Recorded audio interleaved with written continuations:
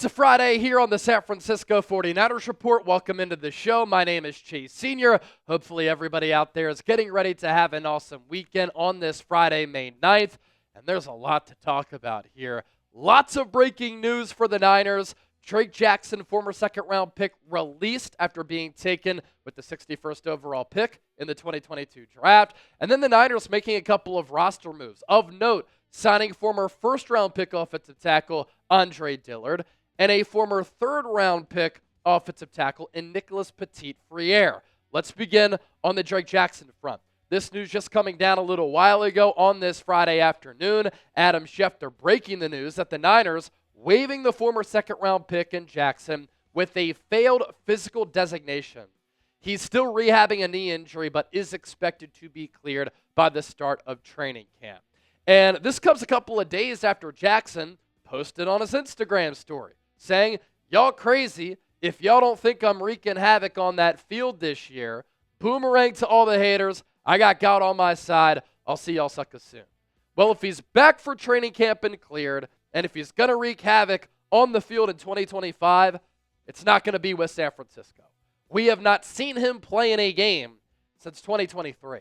Tore his patellar tendon in November of that year, has not played since, and he hasn't been able to get that quad and knee right for NFL action. He was the Niners' first pick in the 2022 draft because they did not have a first-round selection in 2022 because they traded that away for Trey Lance. And so the Niners took Trey Lance in the first round in 2021. Then their first pick of the 2022 draft was Drake Jackson. Trey Lance is with the Chargers, his third team, and now Drake Jackson no longer on this squad. A lot of draft misses early in the draft for Kyle Shanahan and John Lynch. That is a big reason why they were in the position that they were in going into this draft, where they became an old, expensive, thin football team that didn't have a lot of talent. And when you miss with premium draft picks, especially early, this is the result. And look, Kyle Shanahan and John Lynch have hit on a lot of mid to late round picks. And that is a big reason why, up until last year, with all the injuries that did happen, they had for a few seasons one of the most talented teams in the National Football League. But this is a big disaster for San Francisco here. And with the uncertainty around Drake Jackson, he was slated to be a depth piece, maybe compete for snaps behind Nick Bosa. The Niners had this thought going into the draft: we need to get younger, more athletic, we need some juice, and we need to rebuild the defensive side of the ball, in particular along that defensive line. Mykel Williams taken in the first round. Alfred Collins taken in the second round. C.J. West out of Indiana taken after that. All of those players are extremely intriguing. They have been durable college players. They have been productive college players for the most part. They're all excellent against the run. They have really interesting athletic traits, and they have NFL bodies and explosiveness, which I believe translates to the NFL game right away. Could this lead to the Niners making a move at defensive end for a player like Za'Darius Smith or Jadeveon Clowney after they release Drake Jackson? That is something to keep in mind. But this gets chalked up as a huge draft whiff for San Francisco. Drake Jackson gave the Niners 6 sacks in 23 games. He was very raw coming out of USC, but he had NFL bloodlines, he had length, he had power, speed, athleticism, little bit of bend. We certainly saw some flashes from him in his NFL career where he had a few sacks and a few game span as a rookie. Then in year 2, he starts off week 1 with 3 sacks against the Pittsburgh Steelers, and really after that, he became irrelevant. It's an unfortunate story. Hopefully he can land on his feet elsewhere. Before we continue to move forward on today's show, sorry to interrupt, but when breaking news happens, we go in depth with long-form videos and great analysis. So be sure to hit that subscribe button. One of the signings and roster moves that the Niners are making today, as far as an external player being added to the team, is that the Niners have signed offensive tackle Andre Dillard. Andre Dillard went to Washington State and he was a first-round pick, 22nd overall by the Philadelphia Eagles in the 2019 draft. At that time, Lane Johnson was getting a little bit older, and so Howie Roseman really likes to fortify and build up the trenches. And so the Eagles took Dillard, who played under Mike Leach at Washington State. And his Eagles career got off to a very rocky start. He dealt with temper issues in which he had temper tantrums on the field. He dealt with a lack of confidence, and he really struggled in the early portion of his career. He was playing left tackle. Eagles wanted him to play a little bit of right tackle, and he basically said, I don't like playing that other position because it's like writing with your other hand. And after it didn't work out for him, he was thrust into a role a couple of years ago in which he had to play because of injury, and he played pretty well. He signed a huge deal with the Tennessee Titans, and it was a disaster for him, and only spent one season with Tennessee. He was with the Green Bay Packers last year in 2024, and I'm just going to pull up his Pro Football Focus numbers here because he played pretty sparingly, only 13 offensive snaps played. So the PFF numbers were all 72 or above as far as the overall grade, pass blocking grade, run blocking grade, but in a very small sample size. When he was a full-time starter with Tennessee the year prior, after getting a bag, overall PFF grade of 51, pass blocking grade of 47.4, run blocking grade of 56.6. He was not good, really bad.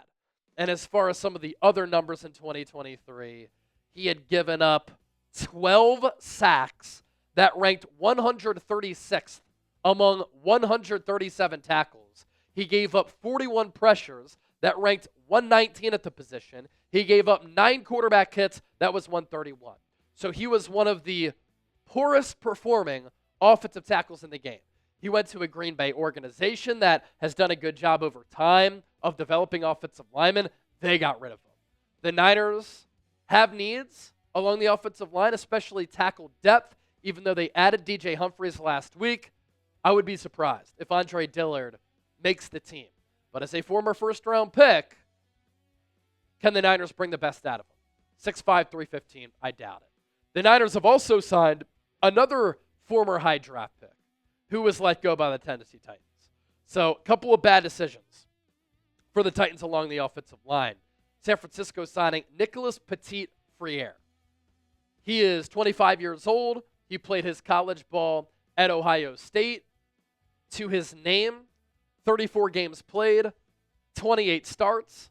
He started 16 games in year one. He only played 3 games with 2 starts in year 2. And then this past year in 2024, 15 games with 10 starts.